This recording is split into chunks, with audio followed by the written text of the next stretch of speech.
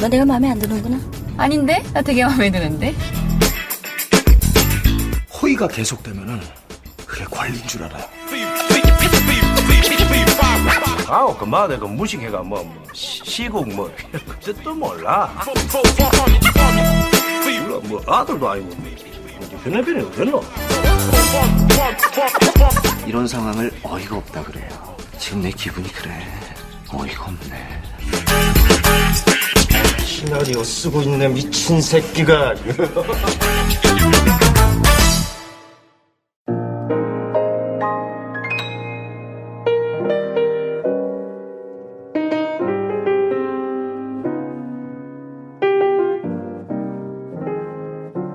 평론가와 일반인 사이 매력적인 영화 미생들의 유쾌한 영화 잡담 시네마스타 시작하겠습니다. 어서 오세요. 안녕하십니까. 네, 배 감독님 왕진 방송. 네. 마지막 녹음입니다. 네. 네. 마지막이 되길 바랍니다. 여러분들이 그 등대 보급품 싣고 오는 그 선장과 그 친구 같은 느낌이 드네요. 저도 비염 때문에 누워있을 때 한 번씩 부르고 해야 되겠어. 그래? 저 회사에서 이거 녹음장 이것도 갖고 올 수 있어요. 정말? 그러니까 집을 순회하면서 한 번씩. 네. 괜찮다. 자, 네. 그래서 파도가 지나간 자리 2부인데요. 조응민 씨, 기타리스트 조응민 씨하고 피아니스트 전용준 씨가 연주해 주신 When You Fall in Love When you 시작했습니다. fall in love 이건가요? 그건 When I Fall in Love고. 자기 중심적 자, 네. 근데 네. 우리 왜 이렇게 청취자가 요즘엔 좀 안 늘어날까요? 나 이상한 걸 봤는데. 박스권에 지금. 제가 물어봤잖아요. 오르락내리락 한다고 구독자 수가 이상하게. 아, 그래요? 그거는 구독을 취소한 거죠. 근데 그 폭이 좀 컸어요. 네. 그래요? 수십 명이 올라갔다, 갑자기 수십 명이 확 올라갔다가, 한 수십 명이 확 내려갔다가, 이러더라고. 그러니까 갑자기 다 정 떨어졌나? 취소한 사람들이 생긴 거고. 왜 그러지? 탄핵 이후로 영 반응이 좋지. 그러게. 어떡하지? 네. 탄핵 당했나, 우리도? 일단 대한독립 만세 한번 부를까요? 네. 아무튼 들으시는 분들은 주변에 좀 많이 소개해 주시고요. 네. 네. 그리고 이거 네. 하트를 좀 많이 눌러주셔야 됩니다.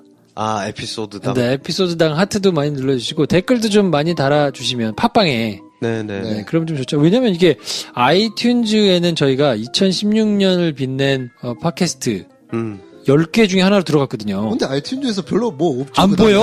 그러니까. 순위를 치면 한 130위쯤 있더라고요. 그 이유를 모르겠어요. 자기들이 그냥 뽑는 건가? 그 아이튠즈는 사실 기준을 공개 안 하거든요. 그러니까 어떤 기준인지? 그거는 단순히 다운로드 수가 높다고만 되는 건 아니고 네. 뭐 주관적인 기준에 따라서 이렇게 작용을 하는 것 같아요. 근데 그러면 뽑아주지 말든가. 그러게. 2016년을 빛낸 뭐 최고작 해가지고는 10개 중에 하나를 뽑았으면서 노출이 안 되니까 거기서는 점점 더 밑으로 곤두박질 치는 것 같아요. 간만에 한번 또 이런 요청 한번 드려야 되겠네요. 아이튠즈에 네. 리뷰가 또 요청드리니까 많이 올라왔다가 66개에서 정체되어 있습니다. 아이튠즈에? 네, 팟빵에서 많이 듣고 계신 분들 네. 굳이 한 번 더 아이폰 쓰고 계시면 그 아이튠즈 가셔가지고 리뷰 네. 좀 남겨주세요. 네. 너무 떨어지고 있어요. 그래요. 사실 이게 저희가 인기를 많이 끌겠다 이런 우리 명성에 대한 욕구는 전혀 아니고요. 방송을 좀 편하게 할 수 있고 그리고 많은 좀 유력자들을 우리가 쉽게 부를 수 있다. 그렇죠. 이런 용도죠. 사실 이걸로 우리가 유명해져서 뭐 하겠어요. 이거 빨간 책방 어차피 못 뛰어넘는데. 이걸로 방송인으로 저희가 먹고 살 거는 아니고요. 네, 그런 건 아니고. 네. 긴 호흡으로 영어할 사람들이기 때문에 네. 모여서 그냥 즐겁게 하고 있는 거기는 한데 네. 하여튼 고민이 많습니다. 저희 내부적으로는. 네. 네. 그거 일례로 이럴 수 있죠. 우리가 3명이 다 봤는데 영화 너무 좋다 하면 이 영화를 틀고 같이 볼 수도 있고 네. 이거 만드신 분들을 불러올 수 있지 않을까 했을 때 너희가 누군데? 라는 대답에 그렇죠. 그걸 질문에. 실제로 많이 물어보거든요. 네네. 근데 이게 저희가 한동안은 팟빵에서 그래도 한 30위권, 40위권 네. 이 언저리에 있을 때는 네. 영화사나 이런 데서 연락도 오기도 하고 배급사나 네. 이런 데서 저희가 그랬었는데 이게 갑자기 6, 70위, 80위 이렇게 쭉쭉 빠지고 네. 심지어 아이튠즈에서는 저 100위 바깥으로 막 나가고 이러니까 네. 저희를 상대를 안 해주는 그렇죠. 일이 좀 생겨가지고 왜 이렇게 됐지? 왜 더 오래 했는데 왜 더 이렇게 떨어지는 거지? 들으시는 분들이 이렇게 생각하는 거 아니야? 니네가 잘 못하니까 그래. 준비를 잘해서 잘 하란 말이야. 막 열심히 이렇게. 듣는 제 친구도 그러던데 아마 지금 그런 시기가 아닌가? 그냥 꾸준히 또 하다 보면 그렇죠. 또 뭐 좋은 날이 오지 않겠습니까? 하긴 우리가 처음에 너무 좋았어. 우리의 그 드린 노력에 비해 너무 이렇게 여러분들이 많은 이렇게 구독을 해주셔가지고 네. 되게 빨리 오르긴 했죠. 뭐 그런 생각을 하긴 합니다만 이게 또 정체되니까 약간 조금 그렇기도 하고 그러네. 아무튼 저희가 네. 뭐 열심히 만들 테니까요. 네. 네. 여러분들도 재밌게 듣고 계신 반응을 좀 해주시면 저희도 힘내서 할 수 네. 사실은 저희가 힘내는 게 그거밖에 없습니다. 그렇죠. 네. 그렇습니다. 네. 제가 지금 오늘 이렇게 누워 있으면서도 여러분들한테 제가 죄송스럽기도 하고 빨리 네. 재활을 운동 열심히 할게요. 네. 그렇습니다. 자, 그래서 파도가 지나간 자리 2부, 네. 김프로의 줄거리 요약으로 네. 할 텐데, 요거는 7구다리로 음. 정리가 되더라고요.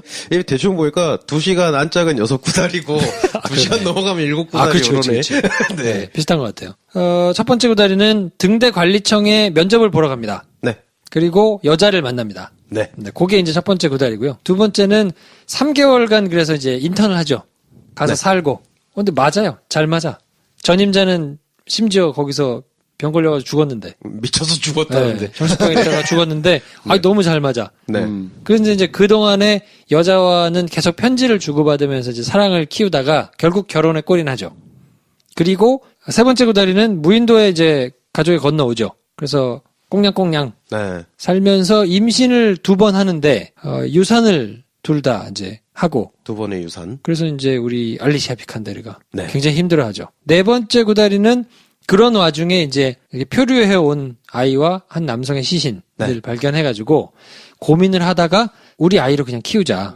그래서 남자가 여자의 뜻대로 그냥 하기로 그렇게 결정하는 게 이제 네 번째 구다리고, 다섯 번째 구다리는 뭐 그렇게 잘 이제 행복하게 사는데 무태 나왔다가 아이 엄마를 공동묘지에서 우연히 이제 발견을 하죠. 그래서 이제 남자가 막 고민을 하다가 결국 이제 사실대로 털어놓고 잡혀갑니다. 네. 네. 그리고 이제 여섯 번째 구다리는 뭐 잡혀가가지고 이런저런 일들이 있는데 결국 남자 혼자 다 뒤집어 쓰고 그냥 가겠다.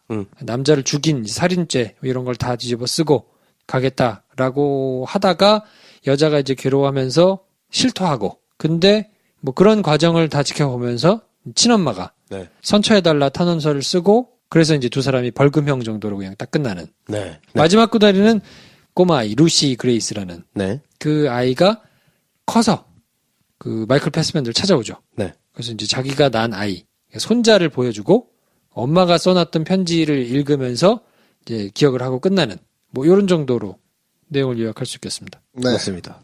좀 마지막에 편지를 읽기 전까지 조금 그 7번째 구다리가 못마땅했어요. 물론 이 남자가 모든 걸 뒤집어 쓰고 아내를 구하기 위해서 그렇게 하고, 아예 뭐 처음부터 주인공이 남자니까. 그런데 가장 이 키운 모성이란 게 있잖아요. 친모가 낳은 정이 있고, 키운 정과 낳은 정 사이에서 이렇게 자기는 어쨌든 애를 납치해서 키운 게 돼버린 엄마, 아련한 마음이란 게 있을 텐데, 마지막에, 물론 이제 원작 소설이 그랬겠지만, 내용상. 엄마는 끝까지, 자기가 용서 받았을까? 얘는 내 생전에 다시 날 찾아올까? 전전긍긍 하다가 죽었잖아요. 굉장히 슬프게. 아버지만 장성한 딸과 자기의 손녀인지 손자인지 모르겠는데, 를 만나게 되는 게 좀 마음이 별로였어요. 그럼 엄마가 만났어야 됩니까? 엄마가 만났으면 어땠을까? 그게 이제 단순히 새드 엔딩이냐 해피 엔딩이냐의 느낌보다는 그렇게 만났을 때 그 딸이 자기 자식을 낳았을 거 아니에요. 그럼 그 엄마와 할 얘기가 있을 것 같단 말이죠. 깨달은 것도 있을 거고 더 고마움을 표시할 수도 있고. 근데 제가 이 영화를 보고 좀 마음에 안 드는 게 또 그거 연장선상에 있는데, 이 우리 마이클 파시픽은 정말 그토록 멋있을 수 없는 방법으로 자신의 사랑을 확인하죠, 결론적으로는. 근데 그게 뭐냐면 자기가 이 죄를 다 뒤집어 쓰겠다. 그리고 자기가 가장 민감하게 양심의 가책을 느끼고 있고 지금. 하지만 아내도 사랑하고 막 가서 자수할 수는 없고, 그리고 아이를 잃어버린 친모의 마음도 자기가 가장 잘 이해하고 있는 주인공인데, 거의 완벽한 인간형인데, 그래서 자기가 모든 죄를 자기가 짊어지고 모든 누명을 쓰고 자기만 그냥 떠나는 것이, 내가 사랑하는 사람들이 나를 욕할지언정 이들을 내가 정말 진심으로 사랑하는 방법이다 생각하잖아요. 그리고 그랬을 때 정말 자기를 구하기 위해서 그런 거구나를 깨달은 자신의 연인이 뛰어와가지고 경찰 앞에서 실토를 할 때 경찰은 이 남자애가 정말 훌륭한 남자고 이 둘은 정말 사랑하는구나. 사실은 얘가 우겨가지고 보고하지 않게 하고 이를 키우게 된 거구나. 진범이 사실 얘였구나를 알게 되고 사랑도 확인되고 용서도 받고 그래서 다 해피엔딩으로 잘 끝났는데 그 저변에 깔린 어떤 전제는 뭐냐면 자기가 최고인 거예요. 이 남자가.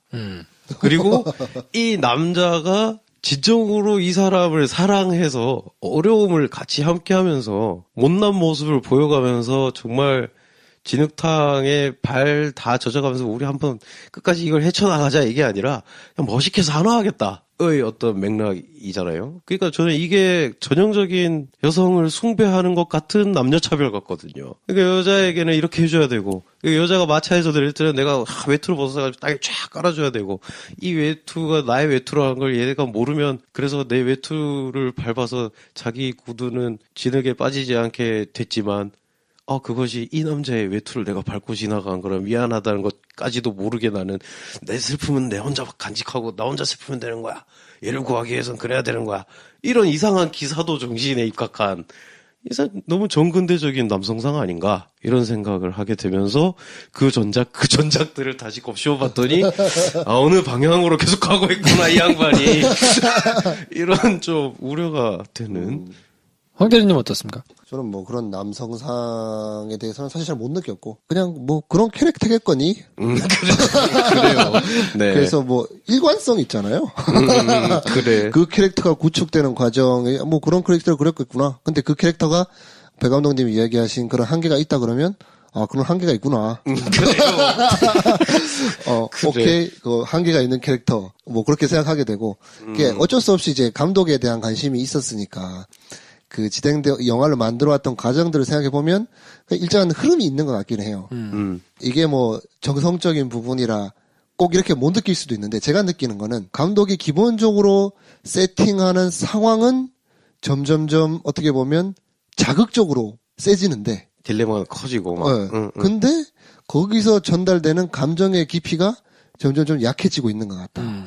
그래서 저에게 이 감독의 첫 작품이 이제 블루 발렌타인이 너무 좋았는데 갈수록 옅어지고 있어가지고 그래서 이 감독을 계속 지켜볼 건지 말 건지를 결정하는 건 다음 작품이 될 것 같다. 다음 작품이 진짜 고비일 것 같아요. 네, 진짜 다음 작품을 그럴 수 있죠. 네.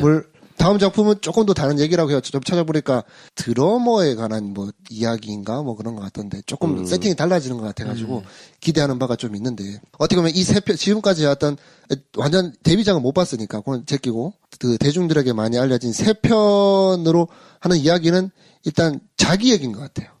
자기 얘기로 똑같은 이야기를 세 편으로 했던 것 같고 다음에 하게 될 얘기는 픽션 같은 느낌이잖아요. 그래서 그때에서 이 감독이 할 수 있는 얘기가 더 있을까를 보고 이제 판단해야 되겠다라는 생각은 들었고 그래서 그런 면에서 요번 작품이 뭐 봤던 것 중엔 좀 제일 아쉬웠던 건 사실이고 그래도 좀 이런 경향성 속에서도 감독의 굳이 장점을 저는 좀 느껴지는 거는 뭐냐면 사실 첫 번째는 그냥 남녀 얘기거든요. 블루 발렌타인은.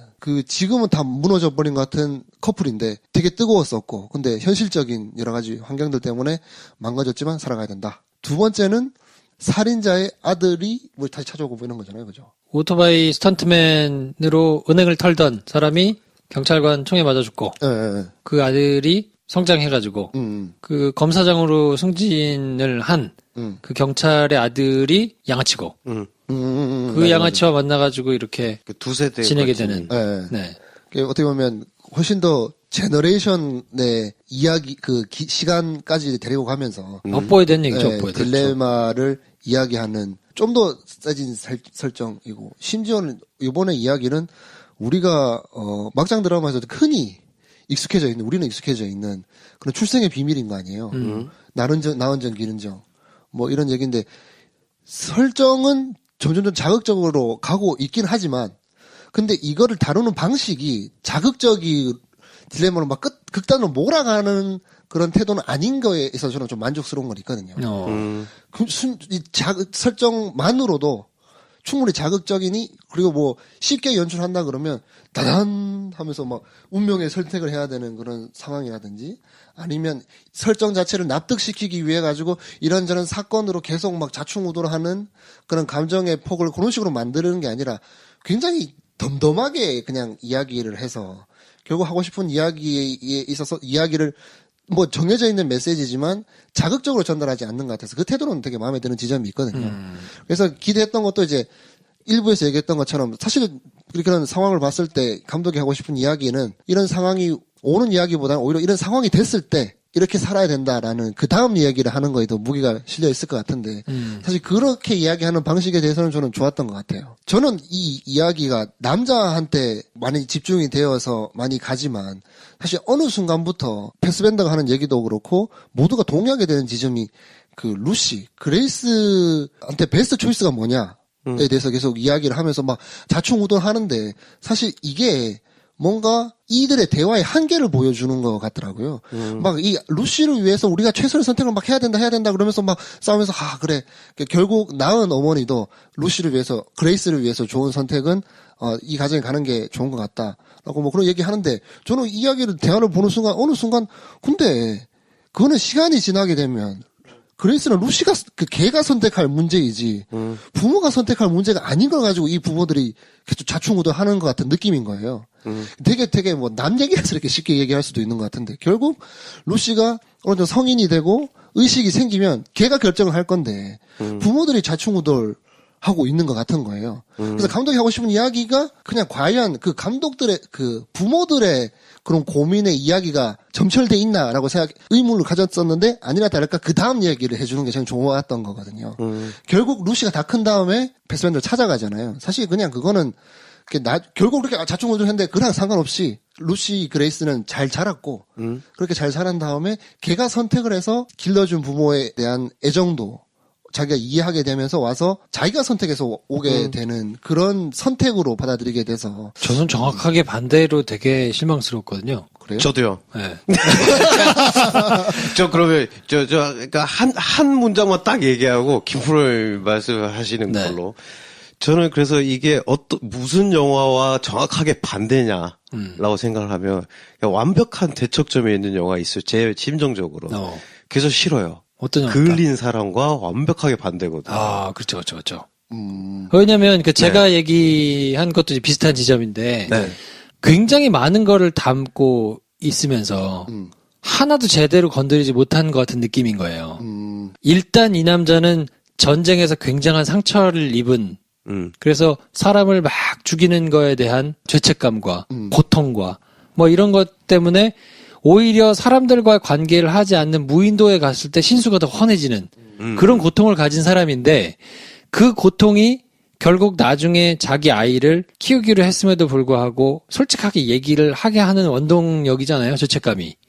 근데 그 남자의 고통에 대해서 관객이 충분히 이해할 만큼 다루지 않거든요. 오히려 그거를 약간 다루려고 하다가 여자를 만나면서 로맨스만 한참 공을 들여가지고 설명을 하면서 두 사람의 로맨스는 아주 기가 막히게 케미까지 잘 맞아가지고 좋게 나왔는데. 근데 심지어 거기서 알리샤 비칸데가 너무 금사빠라서 이루어진 감도 없잖아, 있는 것 같고. 그렇죠. 내 아이같이 훌륭한 아이가 됐는데도 불구하고 이 아이를 떠나보내는 결정을 하게 만들 만큼 어떤 고통에 시달리고 있는가에 대해서는 전혀 조명이 돼 있지도 않은 데다가 이자벨이 가진 모성, 네. 아이를 2번이나 유산을 하고 무인도에 살면서 이 여자는 고통이 없었던 여자니까 거기에 사는 게 괴롭고 힘들었을 거란 말이죠. 그 고독함과 아이를 2번이나 잃어버린 여자가 가질 수밖에 없는 감정의 극한이라든지 아니면 그런 사람이 아이를 만났을 때 그 아이에 대해서 가지게 되는 뭐 사랑일 수도 있고 집착일 수도 있고 뭐 이런 거에 대해서도 충분히 그려주지 않거든요. 그냥 가서 피크닉 몇 번 하는 거로 표현되는 거 말고는 잘 그게 설명이 되지 않을 뿐더러 또 하나는 그 친엄마 정말 반 미쳤을 거 아닙니까? 찾아다니고 어쩌고 뭐 그러다가 아이를 털썩 찾게 되는데 그 아이는 자기 아이가 아닌 아이가 돼 있고 자꾸 다른 엄마가 엄마라고 막 하는 거에서 오는 그 고통에 대해서도 어느 정도 그래도 그나마 조금 설명이 되기는 하는데 충분치는 않은 것 같아요. 그리고 마지막으로 이 남자의 사랑. 그러니까 남자가 그럼에도 불구하고 이 여자를 너무너무 사랑하고 배려하는 아이콘이어서 이게 치유가 자기의 고통이나 이런 것들이 치유가 되면서 그게 정말 헌신적인 사랑으로 혼자 이 한 몸 불살라가지고 모든 사람을 행복하게 하겠다라는 거에 대한 설명도 충분하게 됐다고 보기는 좀 어렵고, 남자는 아내에 대한 사랑은 어느 정도 표시가 로맨스 때문에 됐는지는 모르겠으나 가장으로서 아이와의 유대감이나 아이에 대한 사랑 이런 거에 대해서는 충분히 설명이 또 안 됐기 때문에 나중에 아이가 찾아와서 얘기할 땐 되게 머쓱하거든요. 네, 맞아요. 서먹서먹하고. 네.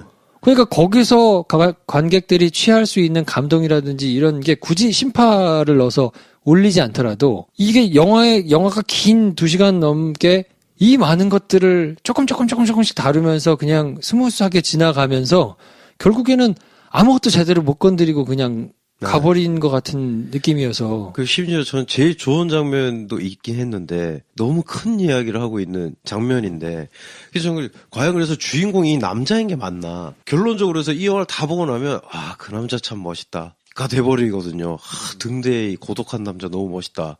왜냐면 영화 끝도 그래서 이렇게 빈 안에 자기 의자가 있고 노년을 보낸 집에서 석양이 탁 지는 걸 혼자 보면서 끝나버려요.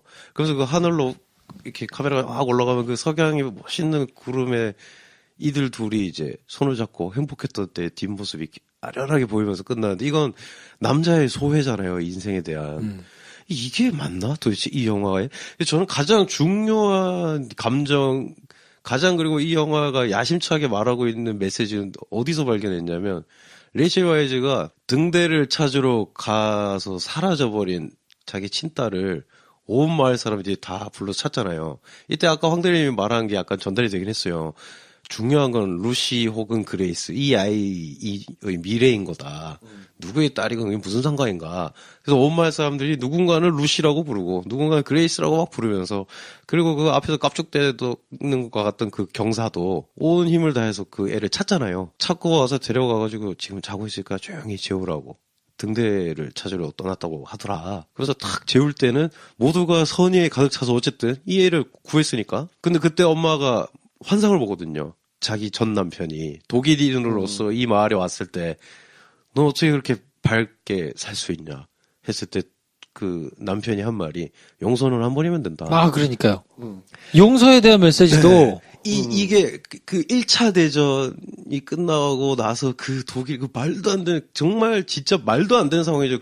물론 그렇게 건너가서 제빵사로 산 독일인도 있을 수 있죠. 근데 어쨌든 그런 극단적인 상황의 인물 구성을 해놓고, 그래서 그렇게 중요한 대사를 하고 심지어 이게 심금을 울리는 말이거든요. 그리고 그 전에 이제 딸이 없어졌을 때 밤에 기도를 한단 말이죠. 진심으로. 내 딸을 다시 한 번만 살려주시면 그 아이에게 옳은 일이 뭔지를 최우선으로 생각하겠다라는 기도가 지금 응답을 받은 건데, 그리고 나서 얘는 용서하겠다라는 얘기를 하는 거잖아요. 그럼 이 영화에서 가장 감정적으로, 그러니까 위대한 선택을 하는 사람은 이 친모거든요. 그렇죠. 친모죠. 그러니까 근데 걔는 주인공이 아니거든요. 그렇죠. 멋있는 파스빈트의 멋있는 늙은 분장의 뒷모습에 석양이 쫙 지면서 끝나버리는 게 남자 대립 감독의 한계가 아닌가. 그러니까 이게 그 얘기한 대로 패스벤더가 주인공으로 설정했다. 물론 이건 원작이 있기 때문에 그렇죠. 이건 감독의 탓이라고 하기는 좀 그럴 수도 있는데요. 근데 이 책에서 뭔가 꽂혀가지고 이걸 만들었다는 것 자체가 조금 뭐랄까.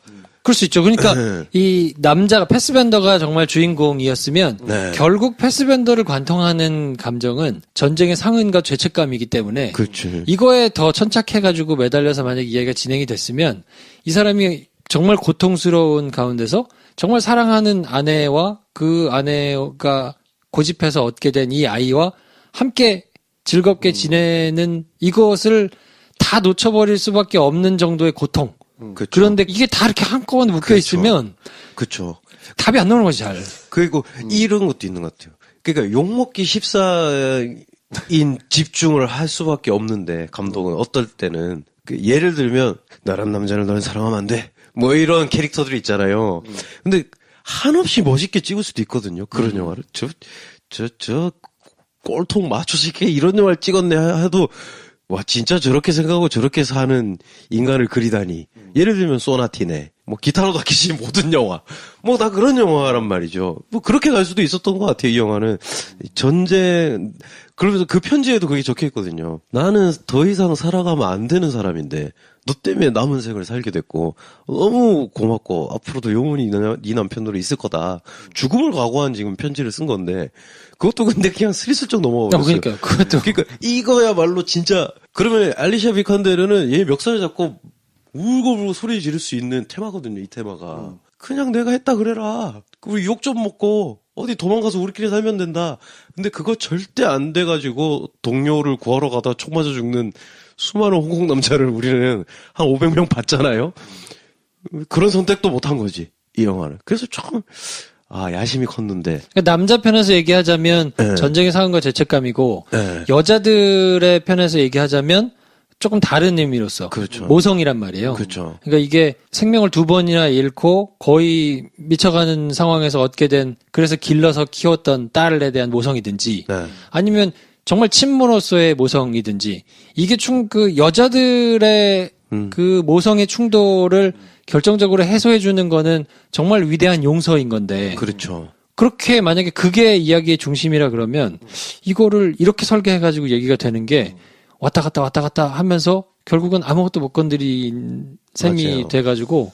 그래서 그거를 마지막에 그래서 그걸 또 풀어주지도 않더라고요. 마지막 엄마 대사 있잖아요. 길러준 엄마. 너에게 가까이 가지 않겠다는 약속을 한 다음에 우리는 떠나왔다. 힘들었지만 네가 잘 크고 있다는 걸 보고 나는 행복했다라는 말을 하잖아요. 그거야말로 근데 되게 중요한 장면이거든요. 그 걔는 병실에서 죽어버렸단 말이에요, 이 엄마는. 그러니까 너무 이게 좀 다른 거 하려고 되게 중요한 건 그냥 넘어가 버리고, 근데 멋있게 찍었고 아름답긴 한데 되게 그냥 넘어간 것 같다. 그러니까 뭘 욕하거나 못 만들어졌다고 하기보다는 왜냐면 전작에서 굉장히 강렬한 네. 인상을 남겼던 감독이기 때문에 그러니까 뭔가 한 가지에 천착해가지고 얘기를 진행했으면 굉장히 나름대로 좀 좋은 게 나오지 않았을까 싶은 생각이 좀 아쉬운 것 같아요. 그래요. 네. 또 뭐 그런 생각은 드는데, 이 감독이 하고자 하는 이야기에 대해서 욕심이 많이 부린 부분이 있는 것 같긴 해요. 워낙 많은 부분에 대해서 이렇게 사람의 감정이라는 게 요 하나 감정만 이야기할 수는 없는 거잖아요. 뭔가 하나의 감정을 표현하기 위해서 다른 감정들에서 짚고는 넘어가야 되는데, 그렇게 건드린 거에 대해서 충분히 관객들이 느낄 만큼 그 이야기하고자 하는 감정의 분량만큼 충분히 납득될 만한 시간들이 할애가 된 것 같지는 않아요. 그럼에도 불구하고 영화는 길어요. 그래. 아니, 그런 한계가 있는 것 같아요. 뭐 소설 원작인 것도 있긴 하겠지만. 엄청 정확하다. 그러네. 그럼에도 길어. 아마 더 많은 시간이 필요했을 것 같다는 생각도 들어요. 아마 소설도 굉장히 마음에 들었을 것 같아. 이 소설의 어떤 한 부분이 될 수도 있고 장면이 될 수도 있고, 저는 감독이 집중했던 건 저는 감정에 계속 생각하게 되는데 책에서 중요하게 다뤄졌던 감정들을 하나라도 놓치고 싶지 않았던 그런 일단 욕심이 있지 않았을까. 그런 부분에서 다 설득력 있게 전달되는 건 쉽지 않았을 것 같다. 하지만 그 시도에 대해서 저는 굉장히 좋게 보는 게 좀 있고 이런 거는 있는 것 같아요. 감독이 과연 패스벤더를 굉장히 훌륭한 인격체로 이해를 하고 이야기를 풀었을까? 그렇지는 않았을 것 같거든요. 이 영화상에서 뭔가 모든 걸 혼자 짊어지고 가는 사람으로 볼 수도 있지만, 처음 시작부터 끝까지 이 선택들이 합리적이고 좋은, 남들보다 앞서 있는 선택이라기보다는 그냥 흠 있는 사람의 그냥 일관된 선택으로 이해하지 않았을까. 이게 되게 매력적으로 다가오지 않았을까. 왜냐하면 이렇게 하게 되는 근거는 이 전작들에 나오는 남성상들이 훌륭한 인격체이거나 사회적으로 뭔가 본받을 만한 그런 사람들의 감독이 감정이 가는 것 같지가 않고, 그 전에 이 전작들에 있어서도 뭔가 사고를 친 남자들이 다 주인공이고. 그렇지. 그러니까 여기서 나는 어떤 지점을 밟고 있다 싶은 게, 그런 남성에게 자기가 이입을 한다. 오케이. 그걸 근데 신화화하고 있다는 거지. 점점. 첫 영화는 굉장히 그냥 우리 지질이 공상이야였고, 두 번째 영화는 우리는 업보가 있어였고, 세 번째 영화는 하지만 우리는 이 햇빛 아래 이런 삶을 결국 살았지. 나의 아내와 함께. 점점 신화화되고 있다는 거지. 자기의 흠 많은 남자가. 그게 저는 좀 위험하다. 그래서 다음 영화가 좀 골 때릴 수도 있겠다. 라는, 그러니까 그 지점이 이제 조금 그래서 뭐 그 우려가 된다. 자기가 이입하게 되는 대상은 똑같은데 그치. 이걸 풀어가는 방식에 그렇지. 있어가지고는 이 영화가 신화화까지는 잘 모르겠고 왜냐면 저는 영화를 보면서 이 남자가 정말 괜찮은 남자인데라고 사실 저는 못 느꼈거든요. 뭐, 그렇지. 깜깜하지. 그렇지.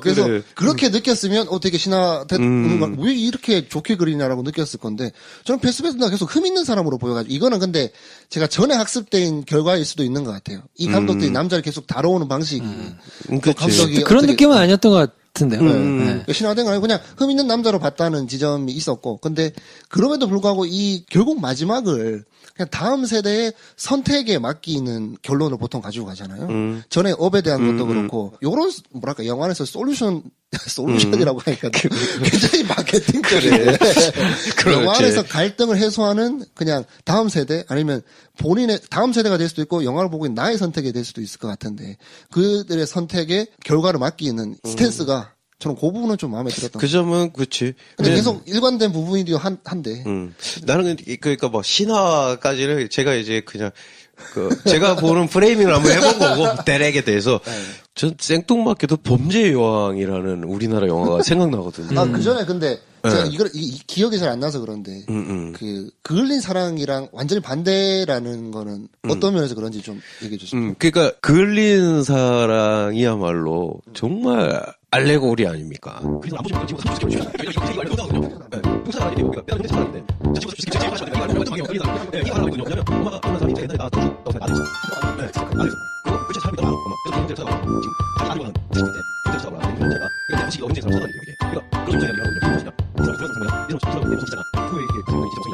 인류가 이런 상황에서 우리가 서로 사랑할 수 있고 용서할 수 있냐 이거를 정말 집요하게 묻는 충격적인 영화인데 이 영화도 사실은 거의 비슷한 세팅일 수 있거든요. 친모랑 같은 마을에 살고 있고 얘는 자기 남편 죽였다는 누명을 쓰고 있고 거기다가 전 남편 독일인이었고 전쟁이 끝난 지 얼마 되지 않았고 완전히 대척점 해결 방법이나 표현 방식이 대척점인 것 같고 그리고 이제 그게 범죄의 여왕이라는 우리나라 영화 비슷한 지점이 있다는 거는 저는 조금 이입을 이상한 데서 더 이입을 하는 것 같다. 내가 생각했을 땐 여기 더 이입을 했어야 되는데 거기서도 고시원에 있으면서 스트레스를 받아가지고 범죄를 저지르는 이 사람의 심리를 납득시키는데 많은 게 할애돼 있어요. 범죄의 여왕도. 사실은 근데 정말 변변찮은 아들이 고시원에서 공부하다가 이런 힘든 일을 겪게 돼가지고 모성에 의해서 찾아왔다가 정말 감당하기 힘든 사건을 해결해버리는 엄마의 힘. 뭐 이게 제목에서도 그렇고 영화의 어떤 지향해야 할 바도 당연히 여기가 동력이 세야 되는 영화인데 이상한 지점에서 이입한 게 보이니까 신기하면서 너무 아쉽다. 근데 이게 이 감독의 한계인 것 같다. 라고 얘기를 했던 기억이 나는데 이 영화도 마찬가지인 것 같다? 그게 아쉬운 거죠. 근데 그 전작들을 보아온 맥락을 한번 파악해 보자니 자기 신화의 길로 가고 있다면 이럴 수 있겠다라는 생각이 드는 그러니까 전작들을 굉장히 감명 깊게 봤거나 인상 깊게 봤다면 이번 작품은 상대적으로 좀 결도 다른 것 같고 좀 실망스러운 분들이 좀 많을 것 같고요. 오히려 전작들을 좀 불편하거나 이렇게 봤던 분들이라면 이번 영화가 훨씬 보기도 편하고 편하죠. 나름대로 그래도 불편하지 않게 메시지를 곳곳에 잘 담았다라고 느끼시는 게 전작들을 어떻게 감상했느냐에 따라서 그럴 수 있죠. 정반대로 해석할 수 있을 수 있을 것 같아요. 그렇죠. 네. 하긴 제가 나이브하다 아쉽다 한 영화들을 저처럼 삐딱하게 안 보고 그냥 탁 뭔가 어떤 순간에 어떤 감정을 받아들여서 아니 되게 좋은 점을 캐치를 해서 좋게 보시는 분도 좀 많더라고요. 그러니까 어쩌면 이건 취향일 수도 있을 것 같아요. 그럼요. 네. 그러면서 뭐 처음에도 얘기했지만 지금까지는 뭔가 감독이 익숙한 캐릭터를 가지고 뭔가 익숙하게 상황을 세팅해서 하고 싶은 얘기를 동일하게 해왔다면 제가 찾아본 바로는 이제 다음 이야기야말로 뭔가 이런 상황 세팅보다는 그냥 뭐 드러머에 관한 그냥 이야기인 것 같던데 정말 진짜 그 다음 영화가 어떻게 나오냐를 두고 이 감독을 계속 지켜봐야 되나? 그러게. 마치 이거 같아요. 데미안 셰절의 다음 영화를 봐야 얘 진가를 알 수 있다 하듯이. 맞아. 위플래시 오케이 좋아. 라라랜드 네가 하고 싶었던 거냐 그래서 오케이 인정받았어. 그래서 네 다음 영화 뭔데? 보고 얘가 거장인지 아닌지를 예측해 볼 수 있는 것처럼 이 감독도 워낙에 이런 것 같아요. 되게 미련이 남는 것 같은데 블루 발렌타인이 너무 좋았던 걸로 두 번째 것도 용서가 되고 이번 째 것도 용서가 되는 뭐 이런 뭐 사실 이게 중요한 건 아니잖아요. 그래. 내가 돈 내고 극장 앉아서 지금 보는 영화가 나한테 만족감을 줘야 되는 건데 전에 걸로 면죄부를 계속 그럴 수 있죠. 발행하고 있다는 걸 스스로도 잘 알겠는데 그래도 너에게 마지막 기회를 다음 영화를 삼진 아웃제니까. 그러니까 정확하게 블루 발렌타인이 너무 좋았다. 그러면 아마 이런 반응일 테고. 네, 그렇게 될수 맞아. 있죠. 블루 발렌타인의 그 여러 가지 카메라 기법이나 뭐 그 다루고 있는 시선이나 세계관이 난 너무 불쾌하고 싫다. 하는 분들은 오히려 이번 영화를 보면서 그래 이렇게 해줘. 맞아요. 몽글몽글하고 따뜻하게도 얼마든지 해피엔딩으로 만들 수 있잖아 라고 그쵸. 생각할 테니까 그쵸. 이 양반의 다음 작품을 보면 이제 어느 노선으로 어떻게 갈 것인가를 그렇죠. 확실히 이제 맞아요. 그때 돼서 녹음하게 되는 상황을 상상해 보면 응? 제가 이런 멘트를 하게 되면 되게 웃기겠네요. 응? 인간 안 되겠네요. 에라이 이러면서. 아이, 그러니까 이랬던 적이 있어요. 그 엘리시움을 만든 감독 있잖아요. 엘리시움. 첫 디스트릭트 작품이 9. 디스트릭트 9이잖아요. 그래요. 그거 보고 와 이거 대박이다. 그래. 대박이다. 근데 디스트릭트 9을 얘는 오래 가지도 않았어. 뭐 이게 대박이다 하고 엘리시움 봤는데 이 새끼 안 되겠네. 면죄부를 빨리 걷어들이는 그런 편도 있는데 이번 편까지는 일단 뭐 오케이인데 다음 편에는 좀 지켜봐야 되겠다. 근데 이게 또 미덕이 있는 게 바람이 그렇게 부는데 집요하게 그 풍경을 찍은 게 한몫한 것 같아요. 정말 막 이렇게 흐느끼시는 분들이 꽤 있더라고요. 그래서 저도 거기서 흐느낄 때 저도 갑자기 그래 내가 저 감정을 지금 같이 느껴야 되는데 레이첼 바이즈 나오는 씬들이 특히 좀 그랬는데 그렇죠 그렇죠. 예. 네. 저는 그래서 되게 좋은 지점이 많았는데 좀 너무 야심만만했나 이 양반이 약간 좀 그런 느낌. 자 아무튼 뭐 전반적으로 녹음하고 있는 저희 세 명은 네. 전작들을 굉장히 감명 있게 본 것 같아가지고 말씀드린 대로 이번 편에 대해서 조금 야박하고 인색한 것 같기는 한데요. 네. 그건 저희 취향이니까. 그래요. 그리고 이게 내가 이런 취향이 아니었는데. 그러니까 나는 지금 좀 그래요. 김포를 어색해요. 약간 좀 부작용인 것 같아. 영화를 너무 많이 봐가지고. 또 근래에는 또 어그로 좀 덜 끈 것 같아가지고 나름 만족하고 있습니다. 그래. 나 이럴 줄 알았거든. 알리샤 좋더라고요. 이러고 그냥 가만히 있을 줄 알았는데. 알리시아는 좋지. 나 이게 시계를 안 봤다니까. 알리시아 보느라고. 그래요. 일단 뭐 그 정도면 됐지 뭐. 자, 알겠습니다. 그러면 파도가 지나간 자리는 이 정도로 정리하고요. 네. 저희는 기타리스트 조웅민 씨, 피아니스트 전용준 씨가 연주해 주시는 When You Fall in Love 들으면서 인사드리고요. 다음 주에는 어떻게 나오실 수 있나요? 아니 왕진 한 번 더 와야 됩니까? 진짜 멀다 근데. 멀죠. 진짜 뭐 미안해 죽겠네. 지금 집에 가면 1시간 넘을 거야. 그러니까 지금 자정이 넘었네? 하여튼 많은 관심과 댓글 보여주셔서 감사하고요. 네, 정말 감사합니다. 배 감독님 빨리 완쾌되셔가지고 네. 다음 주에는 우리 테리 오빠가 녹음하시는 스튜디오에서 네. 뵙는 걸로 하고요. 이번 시간은 여기까지 하겠습니다. 평론가와 일반인 사이 매력적인 영화 미생들의 유쾌한 영화 잡담 시네마스타. 다음 시간에 뵙겠습니다. 감사합니다. 안녕히 계십시오.